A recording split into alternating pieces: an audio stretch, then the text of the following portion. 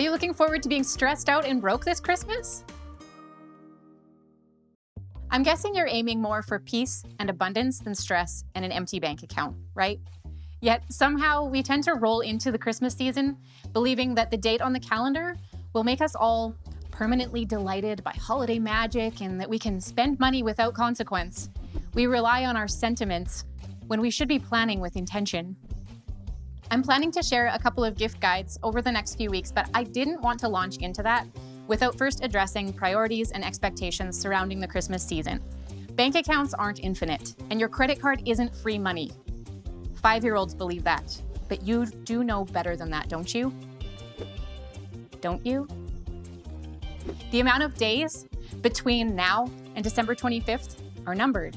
There are a limited number of dollars available to you. You are a finite human being without the ability to do all the things. I know that there's no shortage of ideas out there about gifts to give, treats to bake, traditions to implement, crafts to make, but I want to encourage you to take a step back and get real about your priorities before you allow them to be made for you. You don't have to spend money you don't have on gifts. You don't have to bake every kind of Christmas cookie. You don't have to blow a small fortune on buying craft supplies at the dollar store with the intention of creating all the cute DIY decor ideas you're seeing online, only to have them sit in a closet, silently mocking you. And you don't have to cut down your own Christmas tree in the woods, go to the drive-through holiday light display, bake your own gingerbread house, or, I don't know, you fill in the blank with anything else you think you have to do in order for Christmas to be memorable. You don't have to do any of these things, and yet you're free to do all of them. The thing is, you need to think about what matters to you. What matters to your family? Are your holiday plans and ideals shaped by tradition and sentimentality and cultural expectation? Or are they actually meaningful and enjoyable? And can you actually afford them? I want you to take a step back and get a big picture idea of what it is you're aiming for. If Christmas is a time of joy and celebration, what are you even celebrating? In our home, Christmas is about celebrating the fact that Jesus, the Son of God, came to earth. He became a vulnerable baby, shedding his glory in heaven where he was worshiped and adored, to become so very ordinary, to become human. He did this because of the joy that was set before him, for the joy of making people with filthy souls clean, the joy of saving us from the death sentence of our sin and taking it upon himself. Do you know Jesus? Do you love him? If yes, you have a lot to celebrate at Christmas and throughout the year. If you don't know him, you can. He came to give life to everyone who would surrender to him. Our greatest joy at Christmas is celebrating the fact that because of Jesus, there is hope in this dark and hurting world. It's not a time to turn a blind eye to the struggles of life, trying to create holiday magic as we tap our credit card with reckless abandon. Christmas exists because of the struggles of life. Because this world is hurting and lost, God entered human history to become one of us. Emmanuel, God with us. These convictions about what Christmas is and what it's for have to be what shapes the practical ins and outs of what I do with my effort, time, and money in the coming weeks. I need to remember that Christmas is not about me. Traditions can be great. They have the potential to fill us with fond memories and give us a secure feeling of belonging. But I want to encourage you to hold your traditions with loose hands. You don't have to do something every year for it to be a tradition. Over the years, traditions can start to pile up, and what was once a joy, it can turn into something that robs you of joy if you forget that all of these things are get to and not got to activities. Don't assume that you know what matters to your family. Ask them, actually ask them. A tradition our kids grew up with was always getting a new pair of pajamas on Christmas Eve. And we started this because our kids needed pajamas anyway, so we figured why not make an ordinary thing exciting? It was one gift that they were allowed to open on Christmas Eve. Everything else waited until Christmas morning. But now we've reached a point where my older kids have enough pajamas. They're not constantly wearing out or growing out of the ones that they have. I have to be willing to hold that tradition with a loose hand. The tradition was there for us. We're not here to serve that tradition. I don't need to spend money on new pajamas just because it's what we've always done. And a few years ago, when our 6th child was a baby and my husband was dealing with the effects of a life-altering surgery, Christmas felt impossible. I didn't know how I was going to do all the things I felt I had to do, and I had lost sight of the fact that all the joyful activities and delicious food that had become mainstays in our Christmas celebrations were not actually essential. We got to do them in previous years, but my family reminded me that we didn't have to. We scaled things way back, and everyone voted on the top things that would be meaningful for them, the most important treats to bake. And they helped me plan a menu over Christmas that was special without hours upon hours spent in the kitchen. They helped me remember that all the effort I put into making Christmas special isn't for me. Sometimes we get it backwards, don't we? We do all these things because we want it to reflect back on us. And we should be pointing people to Jesus, not us. If you want your family to have happy holiday memories, a really important first step is to get your heart right with Jesus. All the right activities and beautiful decor with a stinky heart makes for really lousy memories. Now, I like simplicity. I enjoy living with little more than the essentials. I like having margin in my day, in my week.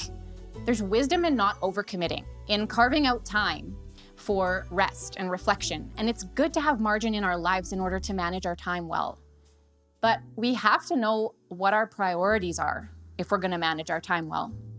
If you want to glorify God with your time, you might need to make less commitments, or you might need to make more. It really depends on what's going on in your heart.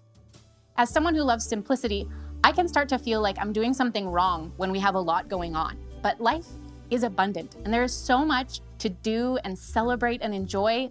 Maybe glorifying God right now means having a busy schedule that looks overwhelming, but requires you to depend on the Spirit of God to give you the grace, patience, peace, and kindness to do all the things in front of you. Or maybe you do have too much going on. I don't know your situation. Maybe glorifying God with your time this Christmas means learning to say no to some of the opportunities in front of you, because you need to say yes to things that are more important. Life has different seasons, and Christmas doesn't have to look the same from year to year. I know that my own heart is really quick to self-protection and self-preservation without thinking about others. I look out for myself, and I don't need another self-love video encouraging me to prioritize my wants and needs. It's like we're constantly being encouraged to have the emotional maturity of a 3-year-old. If it doesn't serve my desires, then who cares, right? I need to grow up and seek to do what blesses others instead of thinking about myself and what blesses me. I need to look outside of myself. I need a purpose bigger than me. How about you? Now, money can be a really hard thing to talk about, but it was the main reason that I had for wanting to make this video. I have gift ideas that I want to share with you for kids and teens, but I didn't want to encourage you to go spend a bunch of money without considering some things first. And my husband and I are trying to figure out what to get our own kids for Christmas, so I needed to return to some basics before I start shopping. First of all, why give gifts? I know it's just what we do at Christmas, but why? Well, giving gifts is an expression of love. Maybe it's extravagant and says, "You're important to me. You didn't do anything to deserve this, but because I love you, I wanted to bless you." Maybe it's something simple, but still says, "I thought about you, and I want you to know you matter to me." We ought to be giving gifts because we care for the recipient, not out of obligation, but because we genuinely want to express our love in a tangible way. And gift giving is a way for us to reflect who God is. He's the ultimate gift giver, giving abundantly, generously, sacrificially. We love because He first loved us. And we can give because He first gave to us. If you're married, you need to be on the same page with your spouse about how much money you're going to spend at Christmas time. Ideally, we'd have begun budgeting for Christmas in January, and we'd have a wad of cash to go shopping with right now that the holidays are here, but we didn't do that. Regardless, it's essential to evaluate your finances and figure out how much money you actually have. You can't spend money you don't have. It's unwise to use your credit card to buy gifts if you don't have money in the bank to pay for that card. Get real about what you can afford. Who are the most important people in your life that you want to give gifts to? Are there people on your list you could make an inexpensive gift for instead of the more expensive ones you were thinking of? Are there gift exchanges you could opt out of if they're not important to you? There are a lot of ways to make Christmas fun on a budget. That's not what this video is about.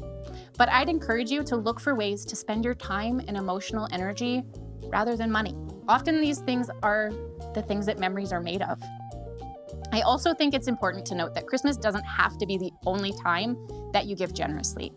Sometimes we gift things to our kids in the middle of the year simply because something comes up and we have the money to buy it then, so we do. We've tried to encourage our kids to not have expectations, but to receive with thankful hearts. If we believe we're owed something, it's not really a gift, is it? We aren't owed anything. The nature of gifts is that they are undeserved. There can't be strings attached. Some Christmases in our home have more gifts, some have less. Gifts are a way we express our love, but they aren't the only way. In a world driven by consumerism, designed to make you spend, you will likely never run out of ideas of things to buy, and the list of people we could give gifts to is long, but everyone's finances have a limit, so our spending has to have limits too. Take some time and evaluate how much money you can reasonably spend on gifts, food, decorations, activities, and then live within those means. It might mean you need to get creative, but it is a wonderful feeling to walk into January without still having to pay for December's expenses. One final essential thing to keep at the forefront of your mind in the coming weeks that I need to be reminded of is to be prayerful over your day, over the work of your hands, that you would be a blessing to those around you, and that your heart would delight in the good news that God came to dwell with us. And to that, I'll add a prayer that I can have deep and abiding peace when any rendition of Wham's Last Christmas plays over the store speakers while I'm shopping. The world can be a dark place, but there is grace even for this. The light has come. Thank you for being here. I would love it if you'd like and subscribe to my channel and hit the notification bell so you don't miss my gift guides in the next few weeks. See you later.